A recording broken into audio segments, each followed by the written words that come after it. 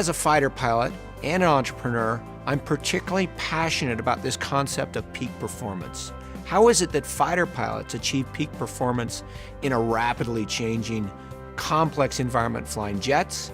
And how could business people use the same tools and techniques? Raise your hand if you remember where you were on September 11th, 2001. It's almost instant, isn't it? The first flight attendant came up to me and said, "First Officer Bourke, the captain would like to see you in the cockpit."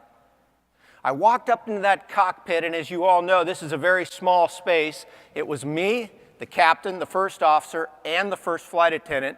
The captain closed the door, and he handed me a piece of official United Airlines communication that had just come through the teletype, and it said, "We've experienced a major catastrophe."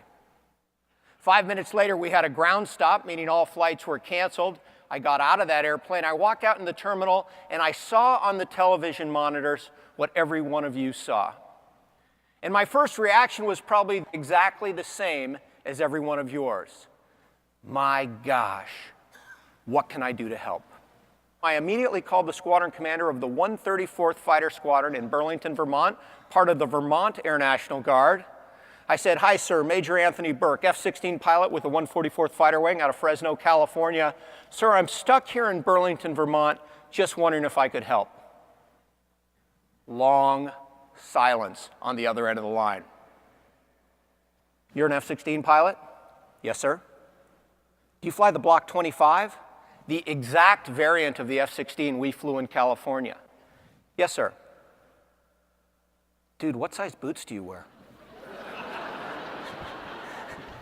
He said, "I've just been tasked to fly a CAP, Combat Air Patrol, 24/7 over New York City. I need 12 pilots to do the job, but I've only got 11 here right now. I can't do it without you. Get over here as quick as you can." I was escorted into the squadron where I met the other 11 pilots. We got an intelligence briefing. I then sat down with a brand new wingman. We did our own briefing. And then just a few hours later, I found myself taking off in a jet that I'd never flown, in airspace that I'd never seen, with a wingman who I'd never met. And yet, I felt like I'd been doing it for the 100th time. Fighter pilots and effective businesses have developed some cadence in their business, in the way they operate, to ensure that they drive the results they're looking for. For fighter pilots, that's based on a system of always briefing before key missions to ensure we're all working together and flying in formation, and always debriefing right afterwards, because we know no fighter pilot's ever flown the perfect mission. And I think it's fair to say that no one in business will ever have the perfect day, the perfect week, the perfect month, or the perfect meeting. Fighter pilots always call time out right afterwards and hold a debrief, so we can learn from the mistakes and the victories of today's mission and continue to improve as individuals and as a team. Briefing is not planning. By the time we're getting ready to brief, the plan is baked, and now it's time to execute. Briefing's not a two-way conversation. It's not a solicitation of feedback or input. For fighter pilots, briefing is quite simply the time when the preparation stops and the execution starts. It is a way for leaders to clearly and concisely communicate their plans in a way that everyone understands and expects, so that when we walk out the door to fly our mission, we are aligned and flying in formation. In a fighter squadron, debrief is quite simply a sacred learning environment.